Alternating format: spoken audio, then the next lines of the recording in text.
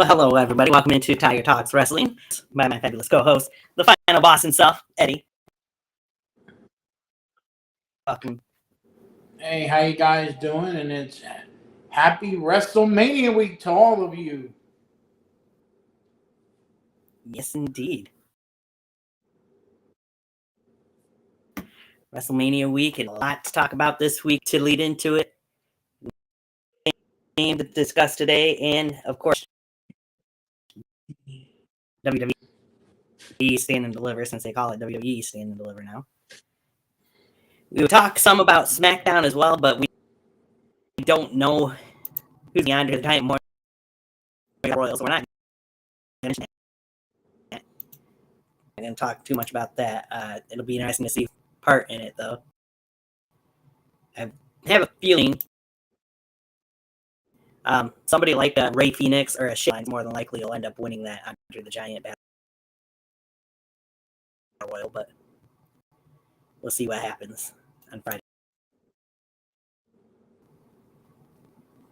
I had those. There we go. But before we dive into it, is there any specific you want to talk about when it comes to Wrestle Week as we head in to WrestleMania this upcoming weekend? Well, the biggest thing I want to talk about WrestleMania, people, you're going to have so much fun. WrestleMania is the Super Bowl of sports entertainment, and WWE puts on a great show every year. Not like what they did back in the day.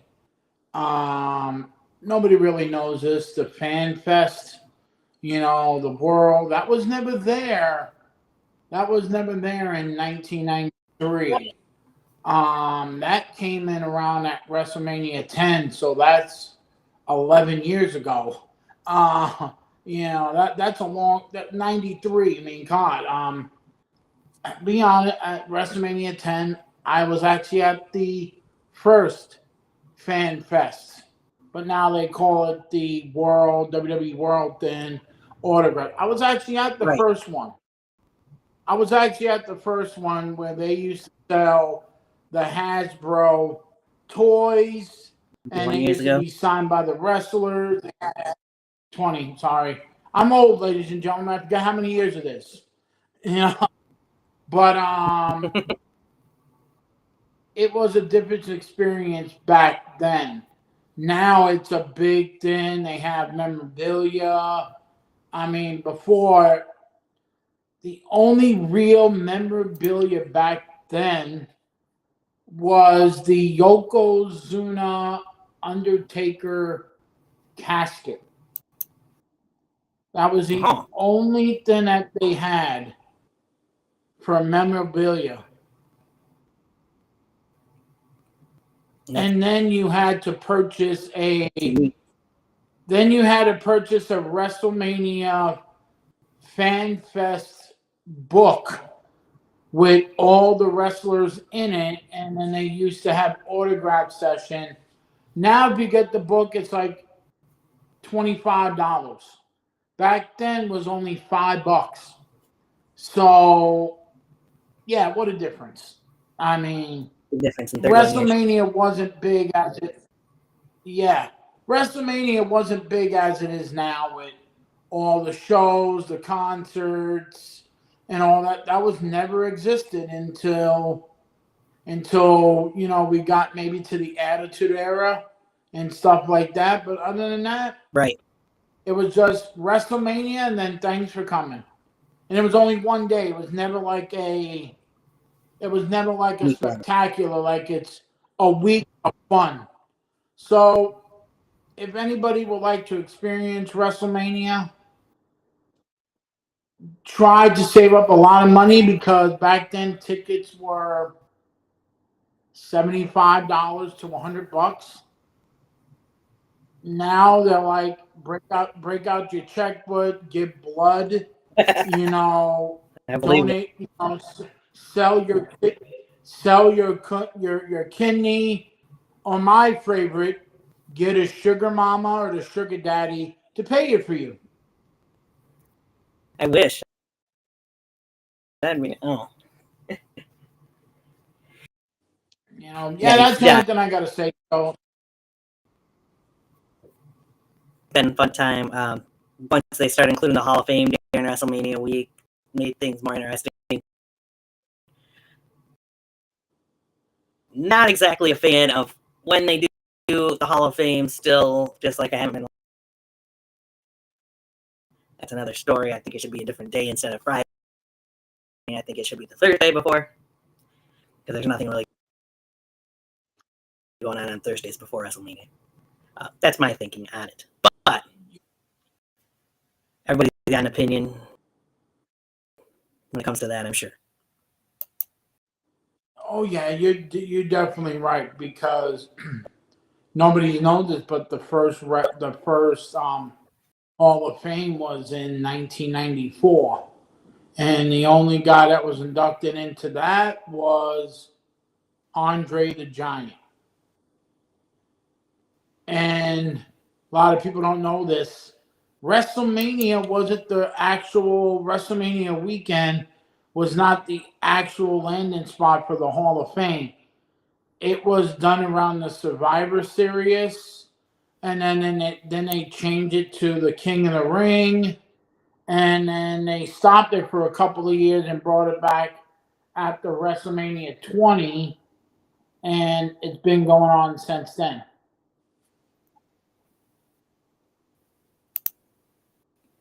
Yeah, and like you mentioned, Andre the Giant was the first ever Hall of Fame inductee. Trying to see which one's going to be the best to show this off that we had. There we go. That one. Hold up, I'll sit up because it looks like I'm far away. Hello. Right. But here we go to talk about this year's Hall of Fame. Again, they could do it another during the year, like you said, like they've done in the past, or they could just do it. But they need to figure something else out instead of doing it Friday nights after SmackDown. And it'll be a couple hours after SmackDown this year. But this year's Hall of Fame, we're going to start off talking about the legacy members. Freedmen that had big impacts in WWE, and of course, the late great Kamala getting his spot in the Hall of Fame. He went through a lot bit before he passed. You got Ivan Koloff, of course, who was the Nate's 70 somewhat in WWE. And of course, you got Dory Funk Sr. most part. So, what else can you say about that? Three men that definitely deserve a spot in the Hall of Fame. They're getting the legacy spot. I'm going to talk a little bit more about John in a little bit, but John was talking in our group chat about this a little bit earlier and was wondering who was inducting these guys. These guys will probably just get a little video package they normally do for the legacy, which is, you never know. They might have somebody come and talk a little bit about each one of them too, but we'll see. Yeah. To me, like you just said, Kamala had some big profile matches in the WWE. I mean, The Undertaker. Mm-hmm. He had his matches. He had his matches against Hogan. You know, when he was this, he even had some matches in the excuse me, in the NWA. The lowest part of Kamala's career, when they turned him a face and it didn't go well with his character. I mean, hell, they put him with Slick. But at the time when they put him in Slick, they changed Slick's then to Reverend Slick of a Baptist church, which is fine. But people know from the 80s, Slick was the Doctor of Styles. Yeah. I mean, that's what I remember. Another worst part of Kamala's career, the Dungeon of Doom. Kamala was a part of the Dungeon of Doom for a while as well. I almost say another was very forgettable in the long run. The only thing that came out of it was Kevin Sullivan and two storylines I'll say there remember was their rivalry with Hogan, which was Kevin's brother Dave.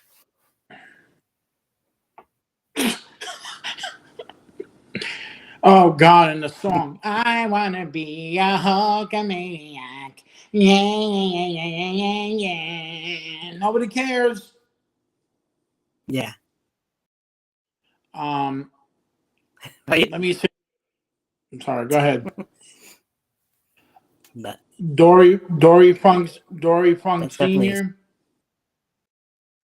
Most definitely, Dory Funk Senior, middle aged and crazy. The entire family. Let's just say that. Most definitely, Dory. We're not. Yeah. Ivan Koloff. Shit. The Russians and NWA, WCW with Nikita Koloff, who basically wasn't Russian, but tried to speak like,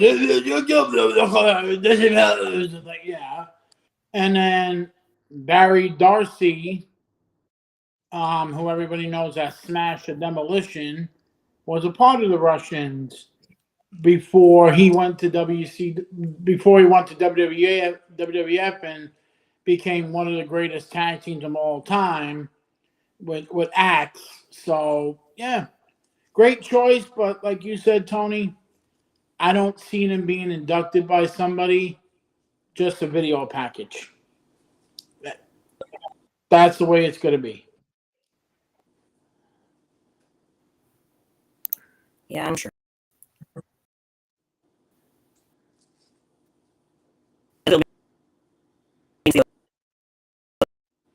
Especially Kamala get a chance.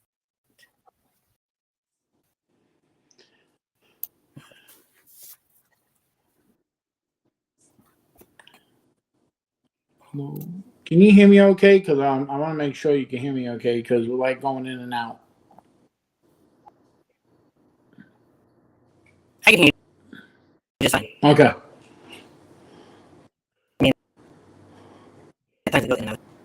You're going like in and out on your voice, but I can still hear you.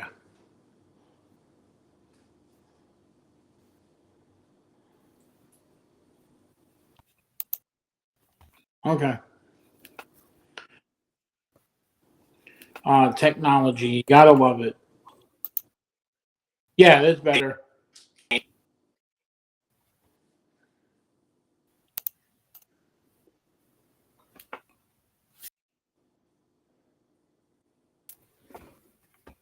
All right.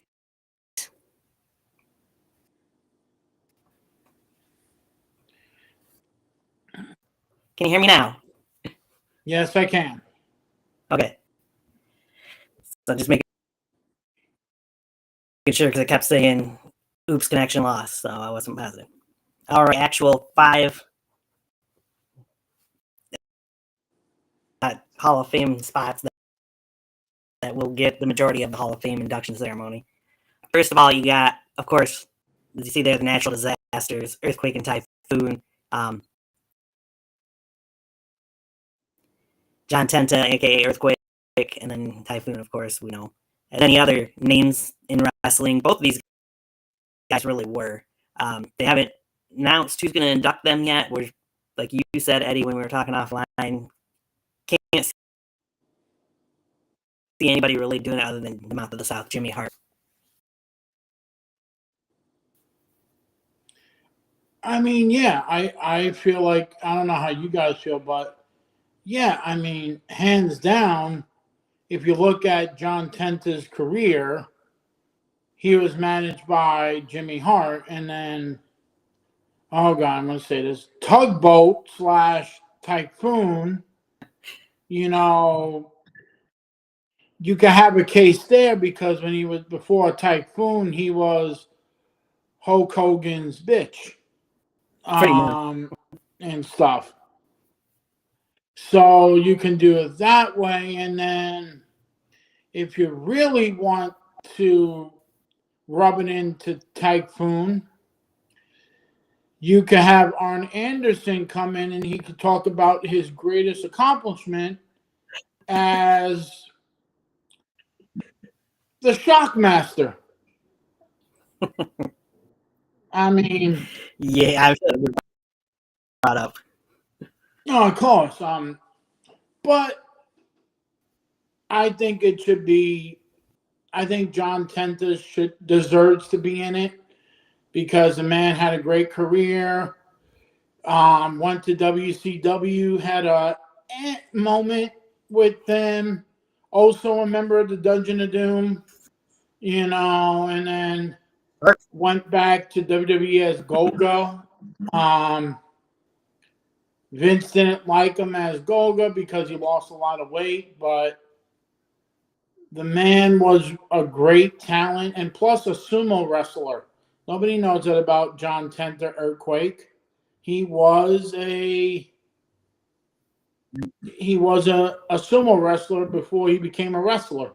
I mean, the guy really cared about the wrestling business, and it's a shame he's not around to celebrate in his career. Right. Well, correct me if I'm wrong. He have a sumo match at one point in WWE Inc. against Yoko. Yes, he did. It was on Monday Night Raw. Yeah. It was right before he left. It was right before he left to go to WCW. Right. A lot of names in WCW changed it to Golgo, of course, for a while in WWE. Shark is one name that I've learned. He went by other names as well. They even went by John Tenta for a brief period as well. And Avalanche too. Avalanche, yep. Like he said, Typhoon had several names too. He was Tugboat before he was Typhoon. He was the Shockmaster. He had another couple gimmicks in WCW as well. But the Shockmaster, I think, is the most well as of the debut of the Shockmaster, the most well-known gimmick, perhaps, if you will, or moment at least in his career. I'm praying he talks about that on Friday. How great that moment was when you look like a stormtrooper, and Orly Anderson is. This is the Shockmaster. I'm gonna go through a wall that you put a piece of wood so he could fall right through it. Like, what the fuck is wrong with you? Right. And the funny part of it, you can actually hear Psycho Sid going like, "Well, that's fucking embarrassing," Right. But. And the funny thing about the Shockmaster, and then we'll move on. What the hell was he? Because after that debacle, he became a construction worker. Yeah, I have no clue what it's supposed to be. That was weird. But I know we're talking about tag teams, and I love Demolition, but I think some other teams should be in this position. And because the Natural Disasters weren't a complete team. I mean, they were, but they weren't together as long. And their only major run with the tag team title for like 4 months. Right. Yeah, they were two-time tag team and but still, they weren't that long of reigns. To me, and this is not, may he rest in peace, John Tenta, but I still think that Demolition should be in this spot. Yeah. And after we're done talking about this, I do have a little clip from John I'm going to play that he'll give his opinion on the Hall of Fame as well. Most definitely. Let's do it.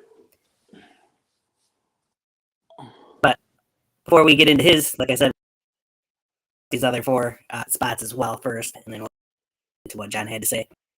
Sure. The female inductee into Flawless herself, Michelle McCool,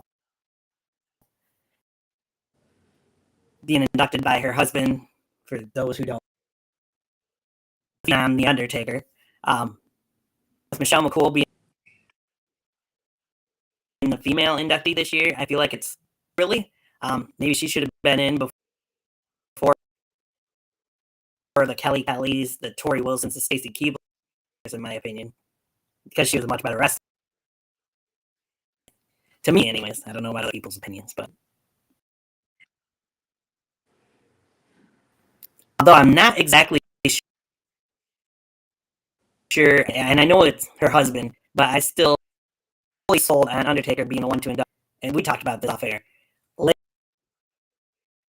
Layla and Michelle were connected like peanut butter and Jim, their main run. They would even leave his title at one point in time and tore it in half, her women's title. And to me, Layla is the one that should be inducting Michelle McCool here, not The Undertaker. Yeah, I agree. I feel like it should be Layla or her greatest rivalry, Mickie James. Hardcore country herself. Yeah. But the way it sounds, and nobody knows this, but it sounds that Michelle is taking Mickey's spot next year in season 2 of LFG. So maybe because of at the Undertaker's request. So maybe there is a little like, I don't know. It's wrestling. Shit happens. Sports entertainment. True. You have your husband picking you to work with him, and you're being replaced because Taker wants to be more with his wife. Hey, you've been with her for so many long. It's all right not to have her around,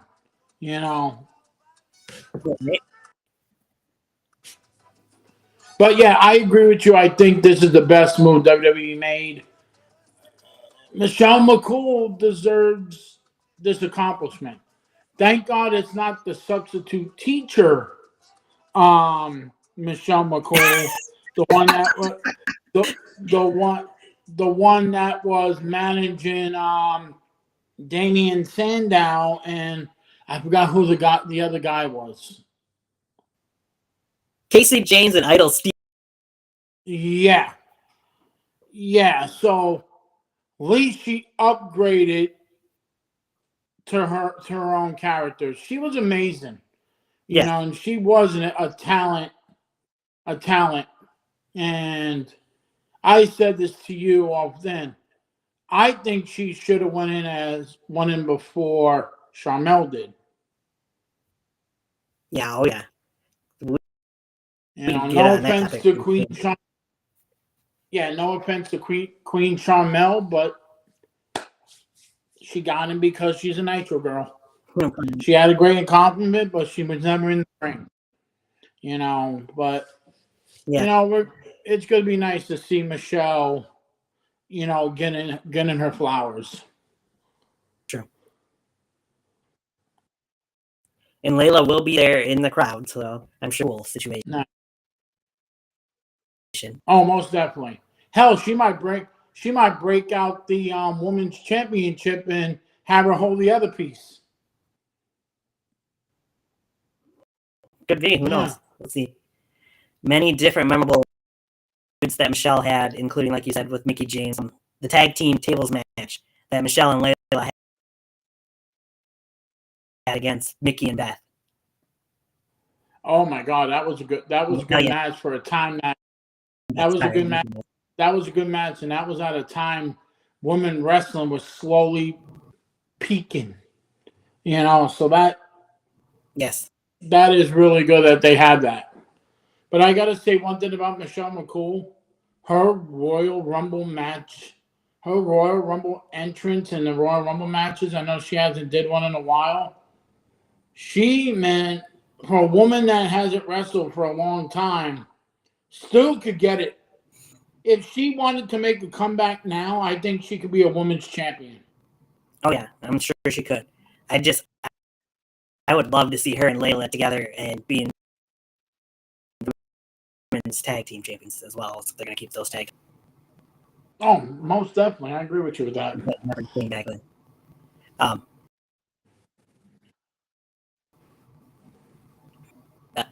Rivalries in Natalia, Becky James, several different rivals that Michelle McCool had during a time that the women's division was just starting to, like you said, starting to peak and starting to pick up the women. Move on past that, and I'm sure there's a lot of stories about it on Friday. The first ever WWE Immortal CM Punk will induct from WrestleMania 13 the submission match between the Hitman Hart,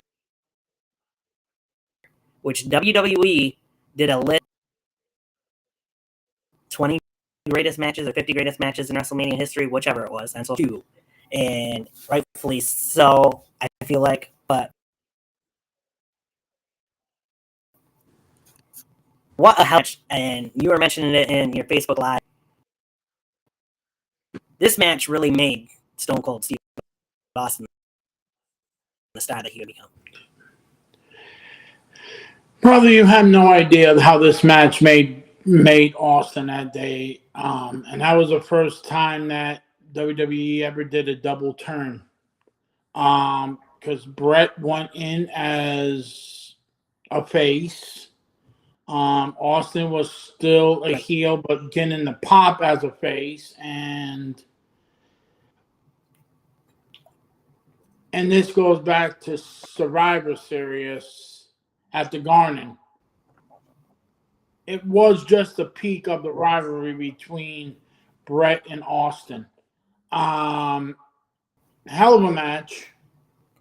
They put Austin got his ass whipped to a point. Brett got his ass whipped. So this one, I put this one, and this is I always do sometimes. This one I put up with Ricky and Savage. Randy Savage and Ricky Steamboat from WrestleMania 3. 10 years after their great Intercontinental Championship match. I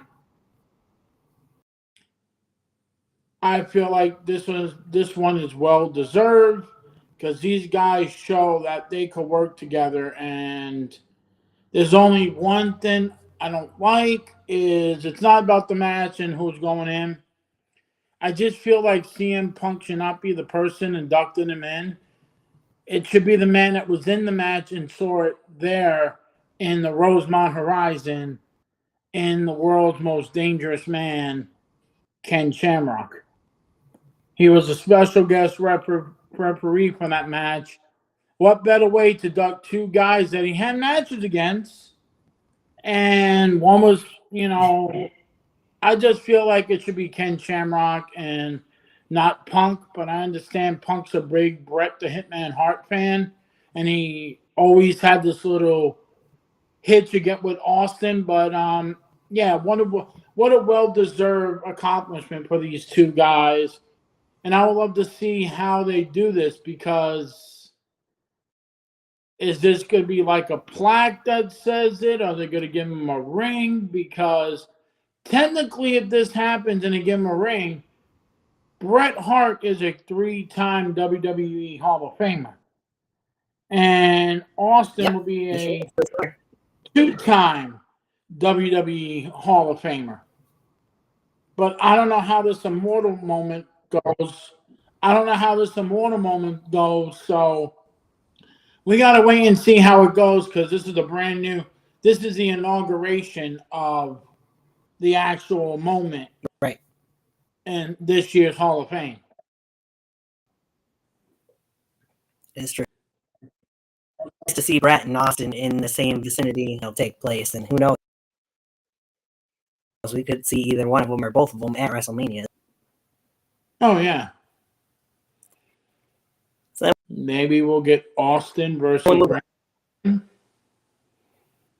maybe we'll see Austin and Rock counter interact at some point. Oh God, yeah. And I'm sure they both will have that match anyways, as will Punk. We move on to what may be the most controversial, even more so controversial than the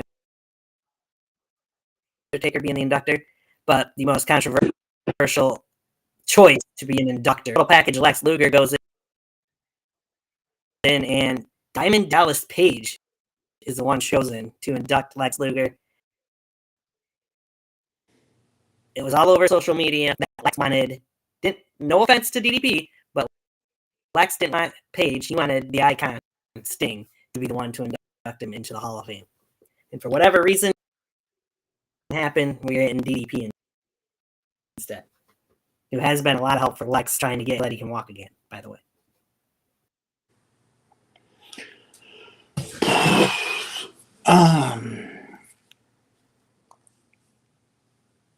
Okay, you want my opinion what I think of this? Yeah. Okay, my opinion, but nobody else knows about this. People, Right. when I see the career of Lex Luger, a man that was a champion in WCW, left WCW, he was a world champ, United States champ, TV champ and tag team champion. The man did it all in WCW. He left for WWE, but he wanted to join the WBF, the World Bodybuilding Federation, which folded after WrestleMania 8 because Vince was in that legal trouble, so he had to let it go. Then he debuted at the Royal Rumble in '93 and was let me say the way Bobby Heenan is, the Narcissus Lex Luger when it was the Narcissus, but may Bobby Heenan rest in peace. And Luger did that until July and became Made in the USA Lex Luger. Didn't really have a good run in WWE. Popular as hell, but never won a championship in WWE. Had 2 cracks at the World Wrestling Federation title, at SummerSlam and WrestleMania 10 when Kurt Hennig screwed him out of the title with disqualification, and then Luger went back to WCW and won tag team gold with Sting, and won the TV title, won the world title from Hogan, and lost it at Hog Wild, Road Wild. It's one of them wilds. Right. And the shock of the world when he joined the NWO Wolfpack, and then Luger faded away and had this problem that he couldn't walk anymore. And it's so great to see DDP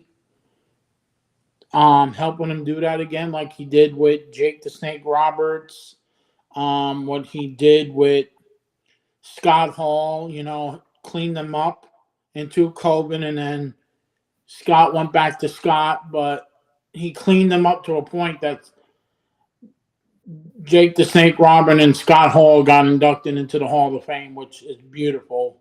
But for Tony Khan, who, by the way, is when you walk into the airport, I saw it on YouTube, is doing promos of AEW in the airport and around the Vegas area. To not have one of the best friends of Lex Luger, one of the best friends of Lex Luger, to induct him into the Hall of Fame. I don't give a shit if you're under a contract with the guy. You respect the guy that is his best friend and put him into the Hall of Fame. It just disgraced me how some owners, that it should not be about what you feel about the WWE. It should be how you appreciate the accomplishment of the individual. And Tony Khan's not doing that. And I hope if Luger ever gets invited to AEW, he should tell them to stick it. Okay, I thought you went off for a minute. But yeah, tell them to stick it like Sting said to WCW in 1996. You know, tell them to stick it. Because this is so down degrading that you have Diamond Dallas Page, who I love. The man started at the age of 35 years old and became a world champion at that age. That Sting can't be there for his own best friend is fucking disgusting. And that's the only thing I'm going to say because I'm really pissed off about this. It's so wrong. And hopefully you can say that my microphone's stopped. That's why I went out and came back in. That's fine. Okay. But it's so wrong. But it's so wrong to see Lex Luger going into and his best friend can't be there because somebody has to be in wine and bitch. Well, I'm hoping Sting will still be there in some way, shape, or form. He just won't be the one inducting. Stupid that it's not allowing Sting to do it. I don't know if there was supposedly at one point he claimed, he claimed that there wasn't any talks between us. So who knows what the real story is in that situation, but this should definitely be Sting inducting Luger in that DDP. Yeah, definitely. Definitely. I see we got people watching the show right now. Thing that you want to add to this Hall of Fame induction ceremony? What you think of the people inducting them? Some of these people, or anything else? Then go ahead and put it in the chat section in the comments. We'd appreciate it.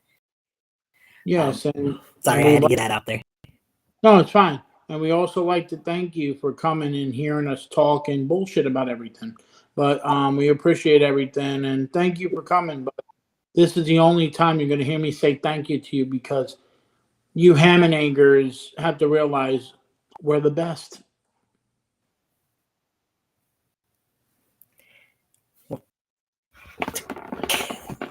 Yes. I was going to coin somebody else's phrase, but I won't go there. And that brings us... And yet, go ahead. And yes, ladies and gentlemen, I love playing the heel. So I love you. Thank you so much for doing this for us. But I just played the heel on you. So gotcha, people. That, of course, brings us to the headliner of the class of 2025. That, of course, being the man of WWE, if you will, these days. The main guy in charge of creative. Triple H being inducted by his best friend, the Heartbreak. There was nobody else that could do this for Triple H. You knew it had to be Shawn to do it. Well overdue for Triple H to go in by himself, but I know people are complaining about it. I can understand why, because it's his first year and he's going in. It wasn't his choice, ladies and gentlemen. He had no idea that this was happening. Undertaker and Shawn Michaels showed up and said, "Hey, Hunter, you're going in the Hall of Fame." Oh yeah, but I do wish somebody else. Well, I got two people I wish that was there to see this. I wish Scott was there because I know he would have been very happy for Hunter becoming a two-time WWE Hall of Famer. One with D-Generation X and now as himself. And we're going to see more of Hunter. Paul Levesque. We're going to see more of him being inducted in another group. And that's Evolution. Because that group's going to go in. Flair's going to be a three-time WWE Hall of Famer. Randy's going to get his accomplishments. Dave Bautista's going to get his too. But the one I think Triple H wished that was at the Hall of Fame this year was Terrorizing. That's not where I thought you were going to go.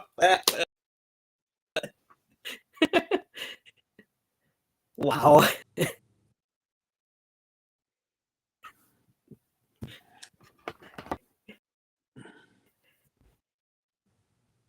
thought you were being a little serious there, not making a joke. I thought you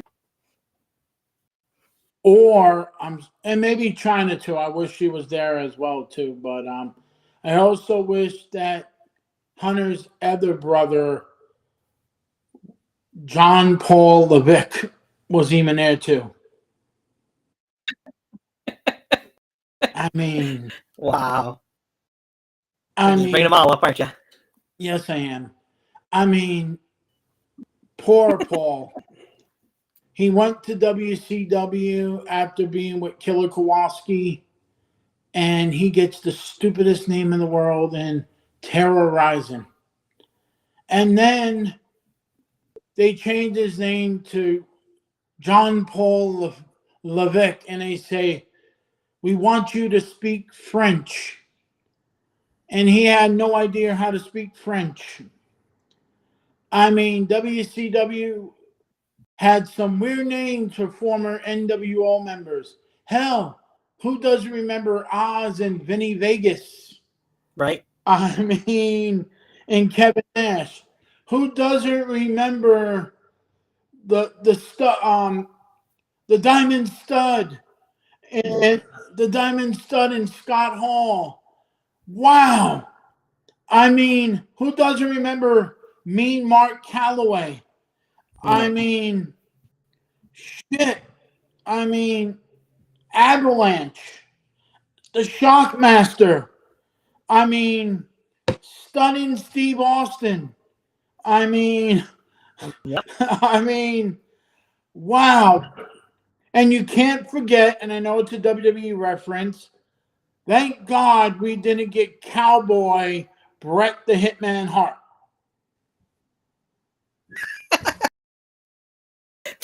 It's true. But yes, Triple H, congratulations. What a great career. What great matches you had. If you go back to ones that I like,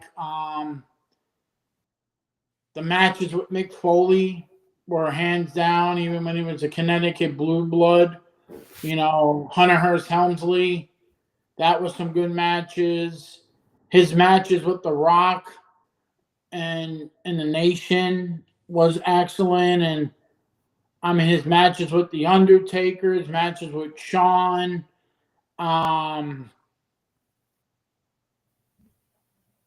What a career. I mean, and now he's the boss, and WWE's back to relevancy. Sorry to say that, but it is. He's back to relevancy. I mean, with him in charge, I feel like I'm watching somewhat of the Attitude Era. Yeah. I agree with that in a way.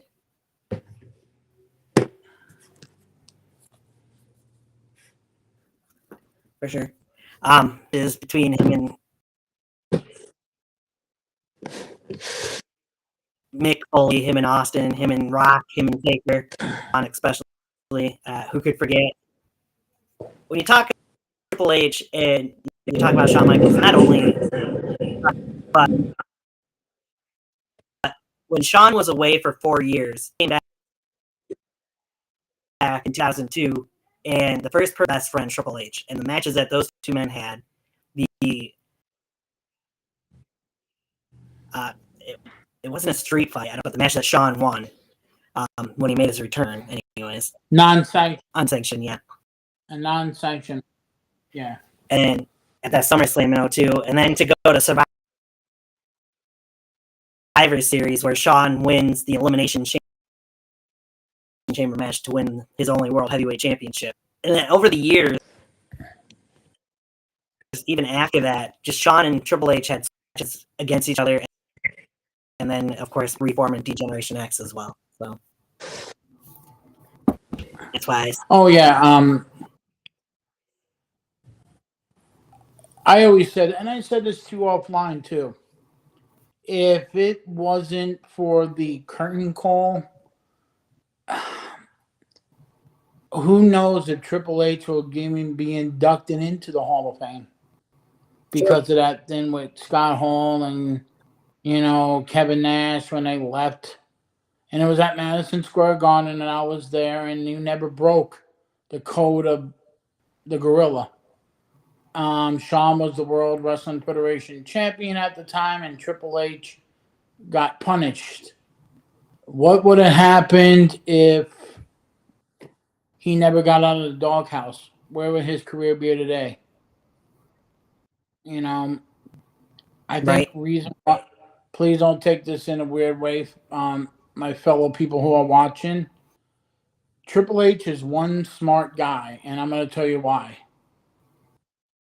He got into a storyline with Stephanie McMahon, and then he married her in real life. So kudos to the man that basically slept with the boss's daughter to get up in the world, and that's why he's a Hall of Famer. Yes, exactly. But good for him. Like I said, if it wasn't for the New World Order, the NWO, I don't think we would ever got the Generation X. Probably not. All right, so I'm going to play a little clip. What you say about this here? Mm-hmm. Yeah. Let's go. But good for my him. phone. Give me 1 second. I got to mute something here. If it wasn't for the New World Order, or at least pause it. All right. So here's what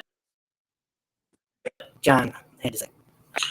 So I agree with what Eddie said, and no disrespect to the natural disasters, but Demolition should have gone in because they are probably the best tag team not inducted in yet. And then also, for everyone already, it's not going to happen until at least 5 years after, and it sucks to say that, but that's just how the Hall of Fame is going to be, because they're not going to induct, unless you're Rey Mysterio, gets inducted no matter what, but that's a different story. Other than that, I think it's great choices, and it's about time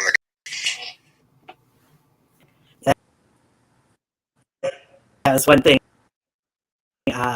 Sean mentioning Bray Wyatt there. We talked a little bit about, I think it was Bray Wyatt not going into the Hall of Fame yet. I personally feel like he should have, but like you said when we were talking about it, it could be his family that want him in that they for it yet. Who knows? But we'll see what happens with that, because we know he'll get in eventually. Yeah.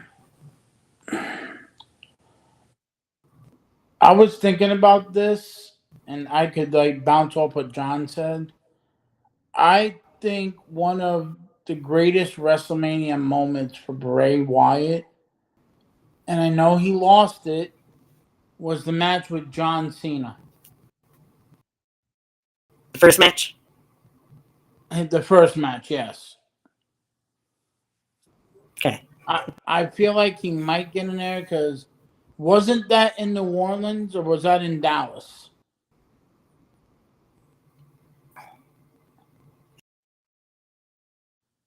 I think it was in New Orleans. I won't swear to it, but I'm going to put it down this year. And I know it's not until next year. For some reason, I feel like next year's headliner is going to. It's just a question mark right now. But I feel like next year's headliner in New Orleans is going to be John Cena.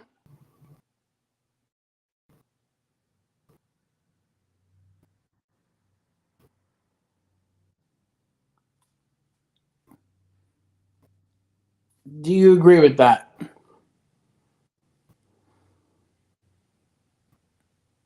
Tony, are you still there?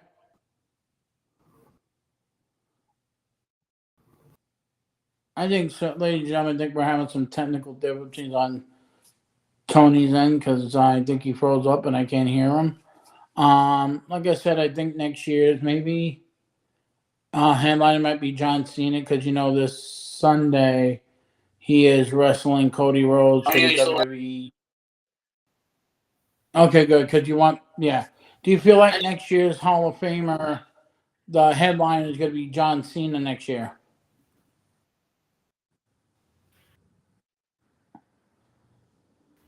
As long as he retires, like he says he's going to at the end of the year, which I'm pretty sure it's John Cena. He's going to do what he's doing. Yeah. Yes, I think that John will probably be that next year. Yeah. Bray's match could go in as the immortal moment. Who knows? Yeah. Damn, you said that. Or Bray could be the second person. Damn, when you froze up, you went so fast. I'm like, oh shit, he's Speedy Gonzalez.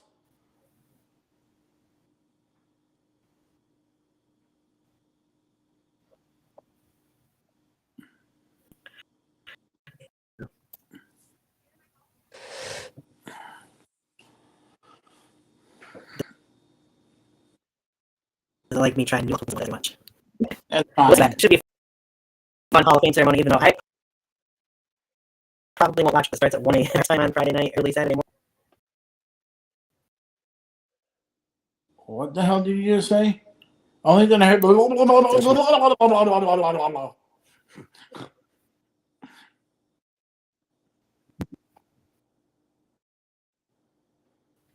get rid of something here and see if that'll help. Oh, it's fine.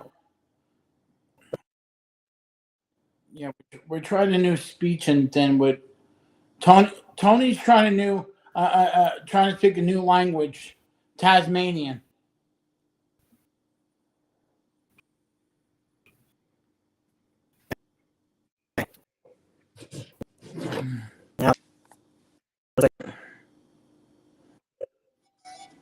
That's down the way. Can you hear me fine at the moment? Yes, I can hear you, but oh my gosh. you're still talking fast.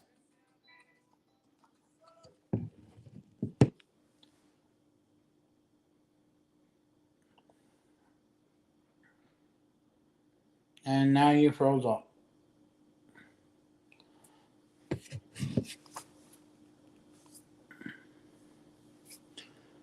Ladies and gentlemen, Tony will be back, and we're trying to figure out what this is. Oh, look, it's the Eddie. Yeah, so if you get a chance to watch the Hall of Fame replay, be right back. Okay, Tony will be right back. I know it's at 1 o'clock in the morning, but you can watch. Excuse me, you can watch it on Peacock the next day when it's convenient for you. But watch the Hall of Fame and see what you think about it, and honor those past sports entertainers that paved the way for the current regime. So, yeah. Excuse me. Yeah. I mean, it's going to be a great Hall of Fame. I just wish it was not at 1 o'clock in the morning. But welcome to Vegas, baby.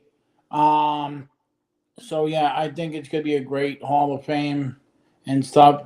So yeah, just watch it on Peacock Saturday afternoon. If you're not into the other one, just watch it when you can and honor the past legends that, like I said, just pave the way. So, or you could, if you really want to watch, you could watch the streak on Tiger Talk Wrestling about The Undertaker and give us a like and a subscribe and do some more. Mm-hmm.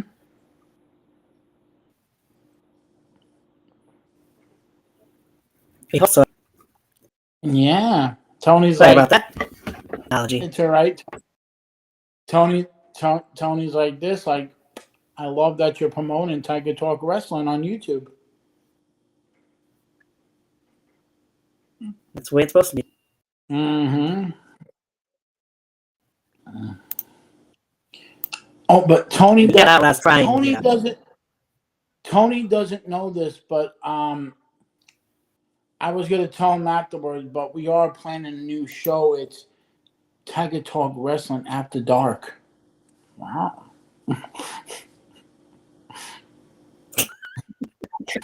That'll be an Eddie thing, not a Tony thing. So No. Come and join me. Come and join me as we talk about wrestling in a nice, settled way. Meow.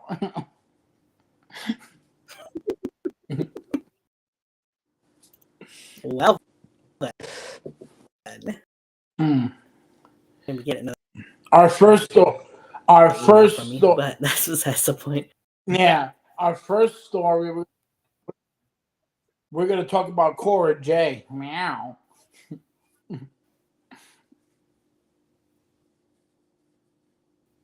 Well, you're kind of right. Yeah. There it goes. Going.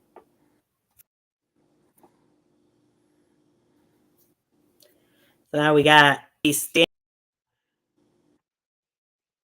and Deliver, which takes place live Saturday afternoon at DC there. And this is the one match that will be taking place during the countdown show to Stand and Deliver.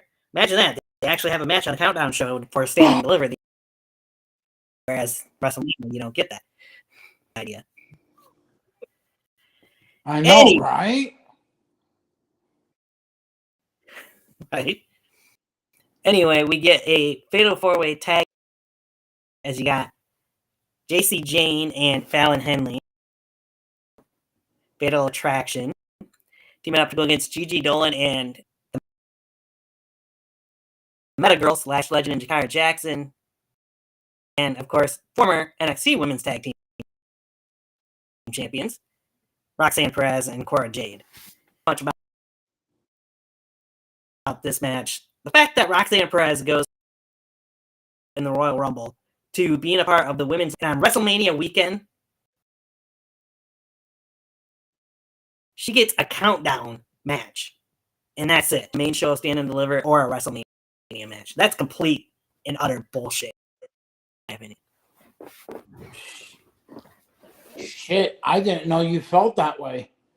I mean, she's been a few months. I agree with you. I felt like she should have got more. But yeah, I feel like it's going to be. I feel like it's a disappointment to her because all the hard work she did as world NXT champion, and now she's a pre-show baby, and we know it's gonna be a good match. Yes, elimination match too. I didn't put that in there, but it is. But let me ask you this: this doesn't count for our point system, does it? Because I never asked. Yeah, you and John didn't ask, but I'm going to say the same thing that we did for Stand and Deliver last year. If at the end of WrestleMania there's a go off of who had the best record, Stand and Deliver as a tiebreaker. Oh shit! So I got to pick one. Like we went with for last year. We didn't need it. Okay, so I got to pick really wisely because I sucked at last year's one. So yeah, let me God damn it, let me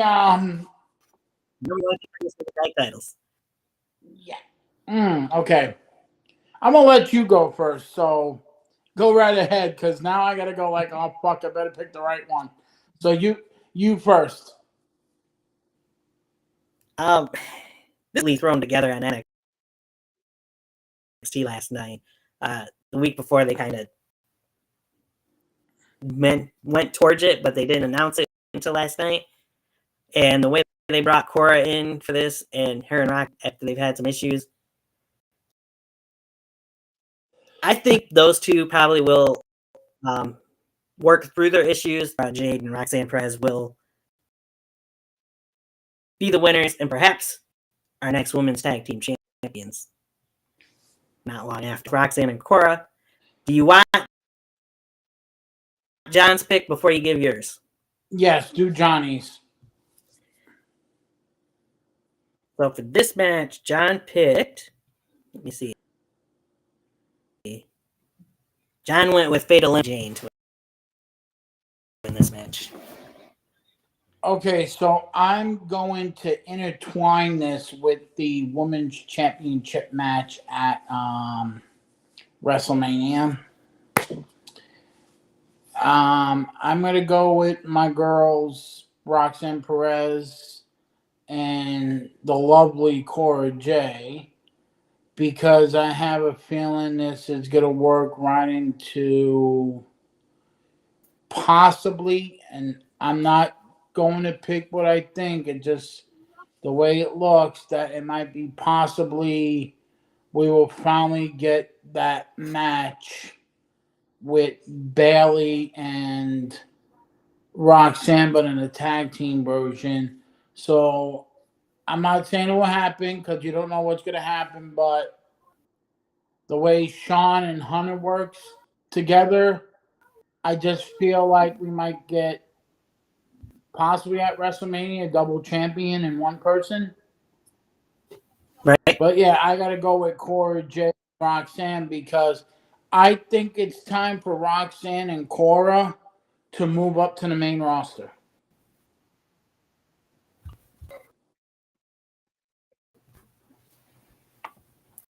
Fully agree with that. Yeah.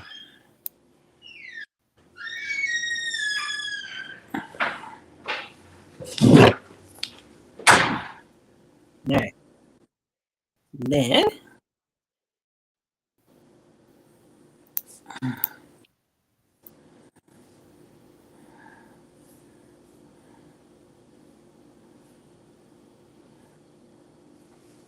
there it is. Then we go to the main card, and pocket for that is the NXT Tag Team Championship match. After running the gauntlet, beating four other tag, Hank and Tank Ledger facing off against the current NXT Tag Team Champions Braxium. Hank and Tank were on quite the losing streak before the gauntlet match. Like I said, they managed to get past all four other teams in the gauntlet on Friday night at NXT.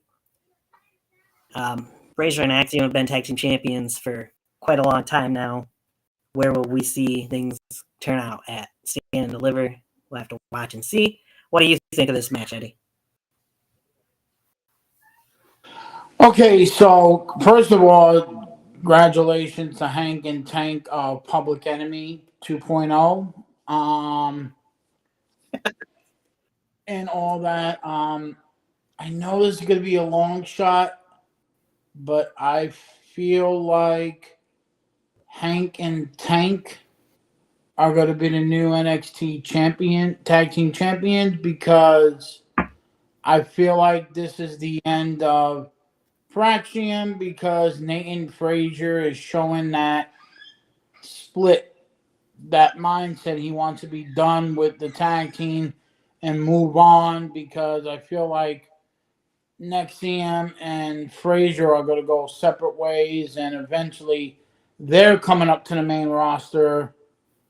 Like, I see Nathan Frazier maybe going to SmackDown and Nexium going to Raw, or vice versa. But yeah, I see Hank and Tank winning the tag team titles here at Stand and Deliver.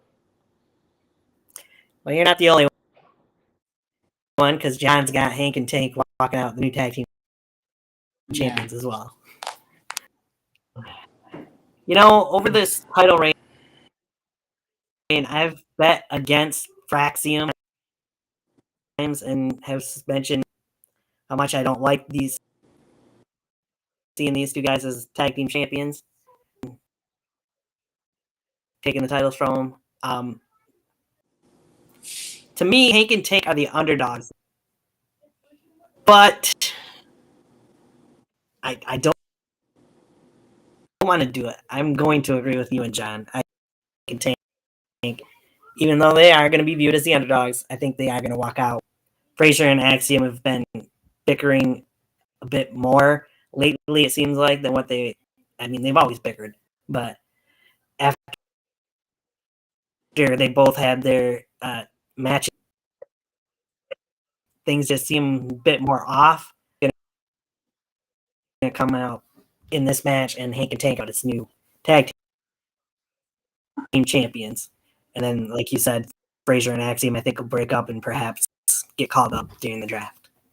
Let me ask you about that. Potentially. Where do you see them? Where do you see them both going? I know they're not going to be on the same roster, but where do you see Frexium going? Are they both going to be on SmackDown, or are they going to break it up, one Raw, one SmackDown?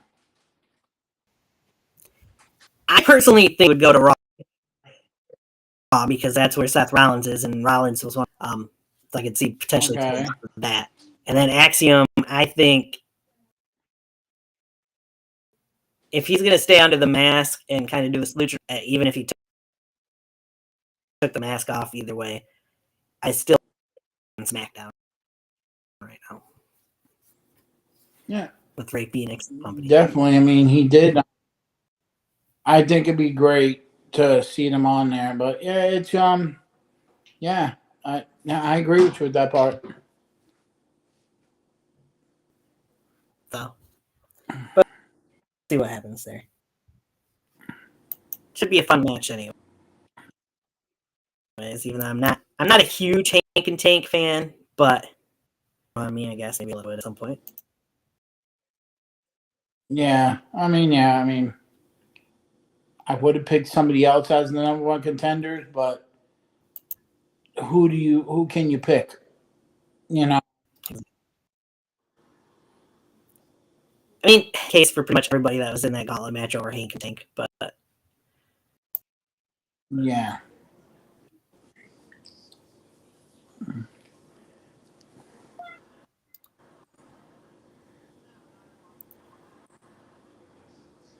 it is what it is. It's what we get.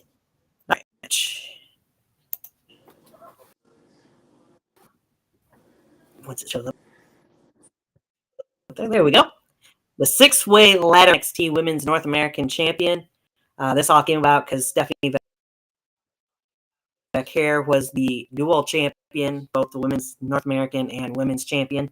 It's a North American title to give an opportunity to these women in this match. Match to crown the Women's North American Champion and the Men's North American Championship at one. This will be a ladder match, 6-pack. We got in this match, though. Kalani Jordan, for one. I'm going to start with her. The inaugural Women's North American Champion, Ruka and Zarya, who are a tag team pretty much that both qualified for it. You got Izzy Dame, Lola, and of course, the returning Thea Hale in this match. These are going to blow the roof off, I have a feeling, in this ladder match, and potentially could steal the show as Stand and Deliver.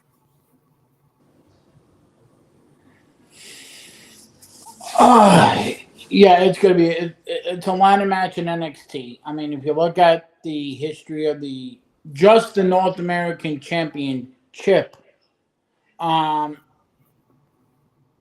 kill it. I mean, now that the women have their own version of it, I mean, if you go back to the inaugural champion of the North American Champion, and that's Adam Cole, baby.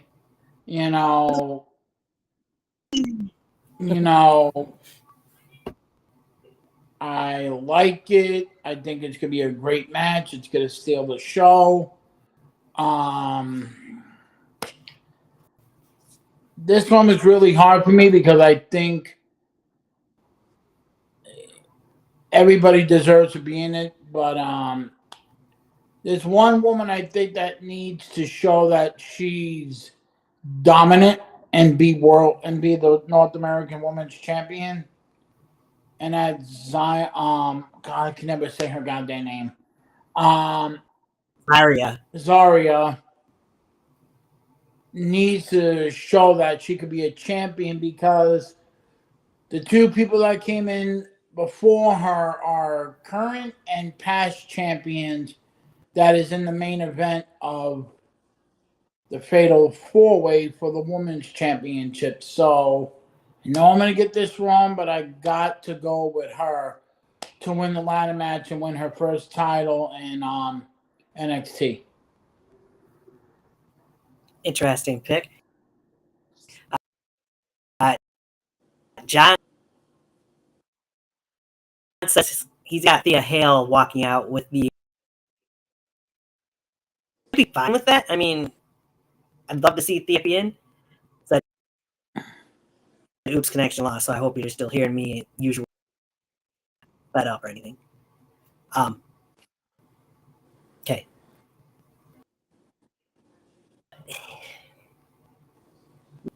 I really like Sol Ruka. I would be fine with her winning this title. She just won the Speed title on WWE Speed on X. But I think I'm gonna agree with you. I think Zarya needs it the most and is the one that Stephanie and Julia came in just before her, and both have been women's champions. Hasn't had a title yet, so like you were saying, I just feel like she's the odd woman out of those three, pretty much. This should be where that changes, and she should walk out as North American champion. So I agree with you. I'm going with Zarya to win this ladder match. Yeah. I mean, you don't want the title going to Sean Spears' group. I mean, goddamn, no. I don't want to see that. You know, I mean, I like Izzy Dane.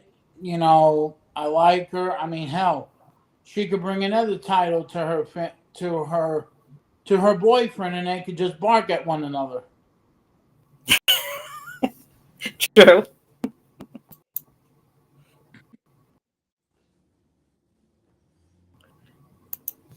Should be a fun ladder match. It potentially start the show too instead of the tag team title match. Who knows? But we will see. Of course, that mentioned the pick countdown show starts at noon. The main show starts at 1 o'clock Eastern time on Saturday. I won't be watching it because I have to work, so I'll catch the replay of it later at night, probably, since Easter Sunday we're closed. Yeah, and ladies and gentlemen, please do not tell us who won.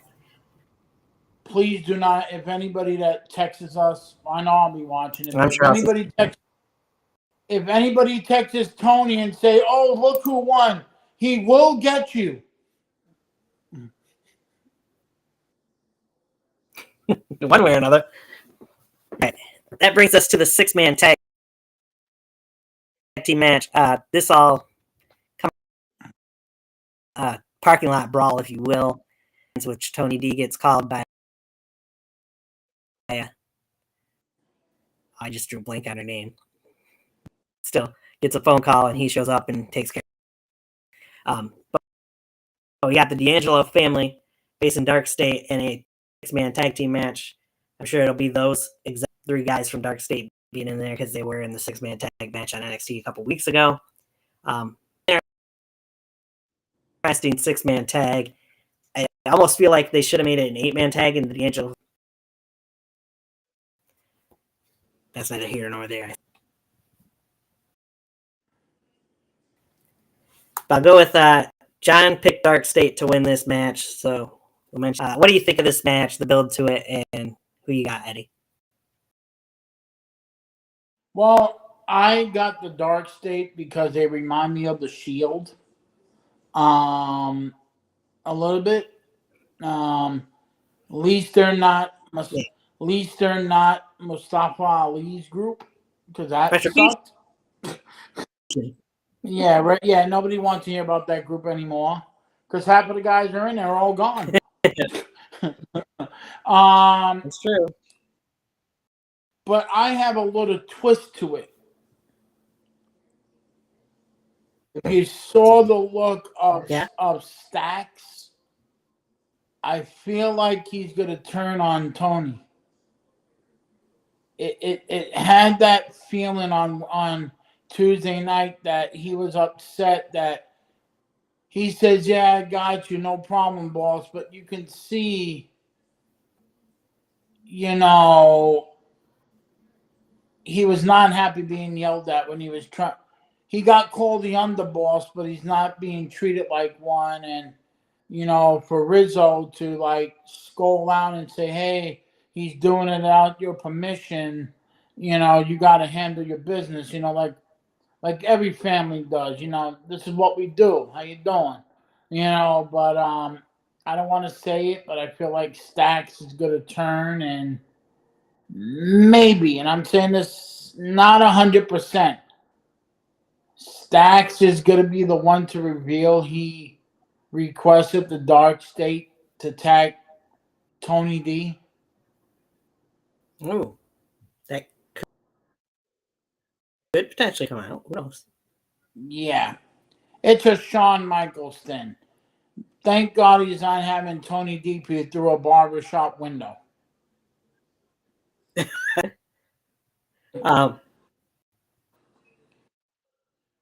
So yeah, I'm gonna agree with you and Jack wins.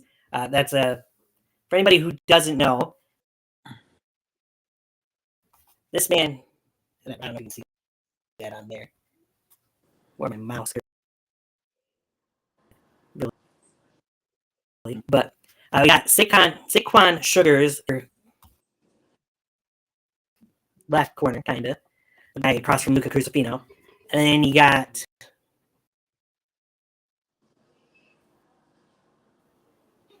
just to educate people on names here. Cutler here on the other side of Channing Sack's friend. So, and then you got Deion Lennox next to Tony D'Angelo, and Osiris Griffin is in their corner for anybody who's not aware of these guys. They are younger guys still. Some 3 out of the 4 for Dark State were on LFG. One of them, Cutler James, I believe, is with Pre as well. So there's that.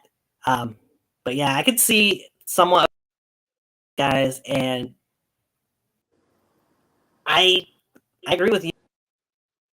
Stacks turning on the family here after everything that's happened, and or not during or after the match. I just feel like Dark State is going to stay undefeated. They're not going to lose their second match and they'll continue to dominate, if you will, the NXT roster. Yeah, I just feel like it reminds you of the Shield being undefeated for quite some time, and then they finally lost the match. But yeah, good for them over here to make good for them. Good for Dark State to make do what they had to, and I feel it's time. And maybe you could agree with me. It's time for the D'Angelo family to move up to the main roster. Don't know how they're going to do it, as of right now, but I did say maybe if they don't turn Stacks, maybe you have Stacks and Tony D go up to the main roster and then you leave the other two there, or do you bring them all up? Because I feel like Tony D's been there a long time. I mean, hell, when he was there, fucking Adam Cole was still with the WWE. right. I agree. Tony needs to be called up. I personally, here's the way I would book it. Yeah. Have Tony D get and have Tony tell Stacks at that point, if Stacks hasn't turned, that he's no longer the boss. He's now in control of the going forward in NXT, since they'd still be NXT and Tony's getting up to Raw or SmackDown. Yeah. I mean, I think kind of pass to the. And I'm going to say this. I feel like right now, Monday Night Raw needs a facelift on factions. It's just the LWO and Judgment Day. I feel like if a Tony comes up and Timu Judgment. Yeah, I just feel like Tony D will flourish on SmackDown. SmackDown or Raw. I feel like he needs to come up. I don't know where he's going to go, but I want him on Raw because I think the boss of Monday Night Raw. It'd be great. It could be. The only thing, Luca Crucifino and Rizzo, I feel like both need more seasoning, more so than obviously. Plus, Crucifino's also working in Evolve, so I feel like that would probably lead to history right now. But who knows? We'll see what happens. Yeah.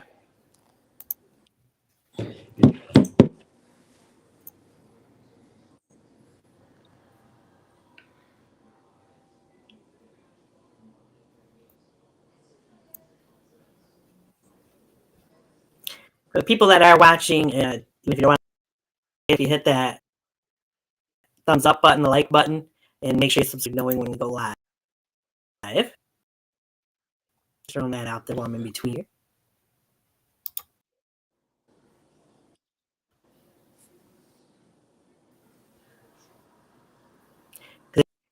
Then you get Eddie mad, and we don't want an angry Eddie on here. That's right. When the final boss talks, you do it. Mm-hmm. Don't let me give you the look, which is whatever that is.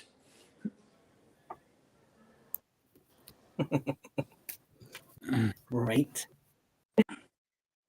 All right. So we move on. The next match to talk about we made on NXT yesterday. We kind of could see it coming over the last few weeks. Two former AEW wrestlers, two guys who've been in other companies as well. TNA for Ethan, or NWA for Ricky. That's where I first got to know Ricky's Dark/Saints. These two men kind of renew hostilities, if you will, that one-upped Ethan Page, won a title even quicker than Ethan Page did. And that's kind of all what's led to this match. We got All Ego Ethan Page, the NXT North American Championship. Will Ethan win his second piece of gold in NXT? Or will Ricky Saints remain undefeated and win his first event match? What did Johnny Boy think of this? I believe. Whoops, I clicked on the wrong thing there. Yep. Johnny's got Ricky Saints to retain the NXT North American Championship. Well, I'm going to do something. I'm going to say the Revolution is televised. I feel like Ricky Saints or Ricky Starks deserves to win his first WWE pay-per-view. I mean, it's time for Ricky Saints to shine because of his past garbage with All Elite Wrestling. The man's talented. When I look at Ricky Saints, yes. I see a spitting image of the final boss, not myself. Thank you very much. I see a spitting image of The Rock. His way he acts, the way he wears his clothes. He is a version of Dwayne Johnson. I swear to you, the only thing that would make him Dwayne Johnson if he had that crazy ass hair from '96 and he wore a little pouch on his stomach. That's the only thing. And they would have called him Ricky, or if they would have just called him Ricky Maivia.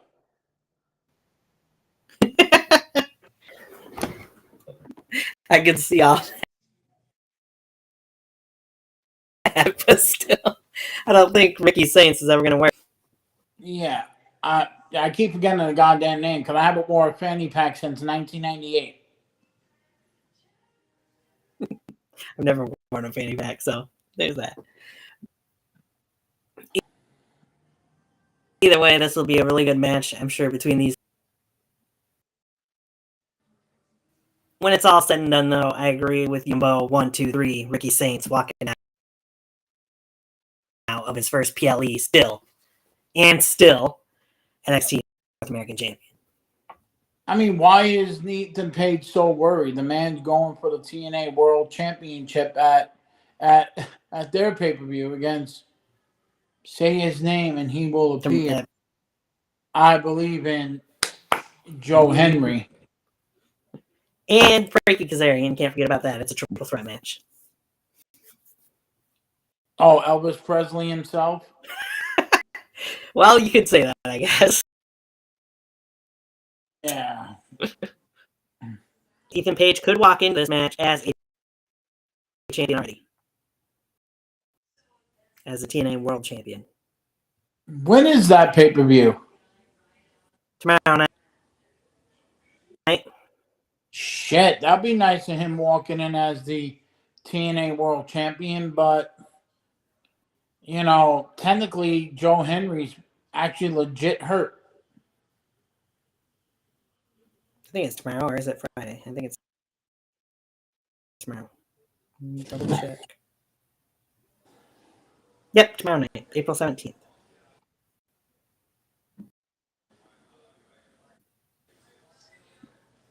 Well, hopefully it's not a bad injury, because if it is, I'm sure to either Ethan or Frankie, but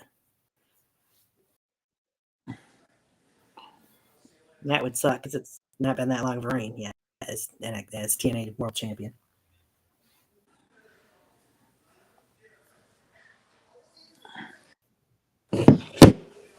And perhaps someday we'll get some TNA talking in here more so. I'm still expecting to see a TNA and NXT crossover pay-per-view at some point, or premium live event, if you will. Yeah, I thought at Roadblock, I thought we were going to get more TNA. The NXT matches, but we still haven't got that yet, you know? Right. It's a slow build, but we'll get there eventually. Yeah.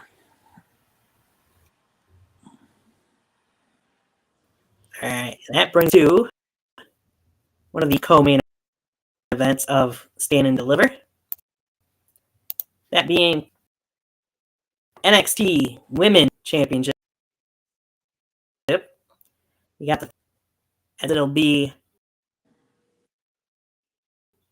the former champ Julia versus Miss Parker, Jada Parker, and of course the current women's champion Stephanie Becker.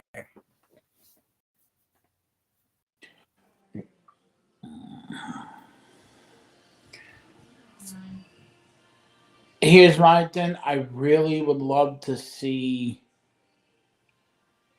Jada Parker win the NXT Championship Saturday afternoon. But I know this might get John a little ticklish because he loves this girl.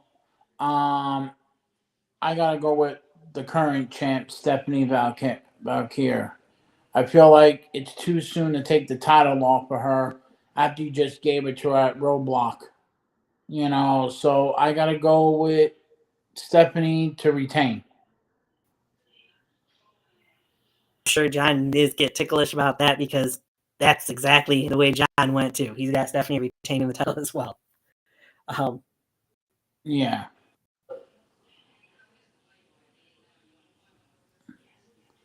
So you both go Stephanie retaining.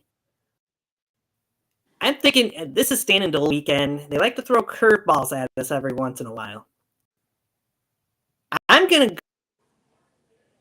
go a little different here. I think we're going to get a new champion in this women's title match. Perhaps playing a little bit of hot potato here. I'm going to go with Julia regaining the women's championship. Somehow, some way. She's going to pick up the scraps and walks out as the champion. It's the start of her heel turn, and what better way than to have her somehow shittily win back the title that she just recently, and then go on a heel run as NXT. No, I do see where you're coming from with that. This one was really hard because you got four of the, no offense, Jada Parker has come a long way. I like her. She has. Julia, we know what her resume is in Stardom. Same thing goes for Stephanie and CMLL. I think she was in there. I don't know. Yeah. Was she in Stardom too? I don't think she was in Stardom. I think she was just in CMLL and maybe New Japan. Yeah, we know how her work ethic is. We knew how good she was when she faced Mercedes Moné and lost her title to her, which is stupid, by the way. But we would have never got her. We would have never got her to WWE, and you can't forget the Juggernaut. Right. I mean, great appearance, but great champion in NXT. Great champion in TNA. Sorry, TNA, and great Royal Rumble appearances. Let's not think that Jordan Grace is gonna just flop and never win a title in WWE. She's gonna win titles. I mean, Oh yes, she will. You just gotta give her time to get her feet wet in WWE. She'll get there. She's gonna be a world champion. She has the it look, and she has the big Papa Pump approval with the theme song. Right. Right. Yeah, you can make a case, in my opinion, for all four of these ladies to walk out with the NXT Women's Championship. But yeah. I don't know if you saw the packages that they did for each woman. I never knew Port St. Lucie's a rough area. yeah, I seen Jada's. I seen Jada, Julia, but yeah, Jada's was pretty impressive. I'll admit that. I didn't know Port St. Lucie was a rough area either. It is, because that's the home of the New York Mets spring training home. I mean, that's what you get. But when you talk about Jada, I mean, just look at how much she's improved from being just a valet. How she's gotten to one of the main events at Stand and Deliver this year. Oh yeah, definitely. I mean, she's had some great opportunities on championship opportunities. I feel like she's getting to that point that maybe her first goal, if she don't get this milestone now, I feel maybe around SummerSlam, you might see her win the North American Championship. You can see that. I feel like that could be a title she could run with, and do what she had to. I mean, look at Roxanne Perez. Look at Roxanne. She wasn't. She was. She worked her ass off, and that's what I see with Miss Parker. I think she's really good, and then she's proven in her talents. Right. I mean, I give her a lot of props with that. Her and Lola Vice had pretty impressive rivalry. So. Yeah. Oh yeah, especially in the ECW arena with that hardcore match. Excellent. Okay. Okay. Whatever that is. Anywho, thanks for the comment. That's off of Twitch because we are live. Thank you, sir. We appreciate your opinion, and we'll look into it. Thank you so much, and thanks for watching.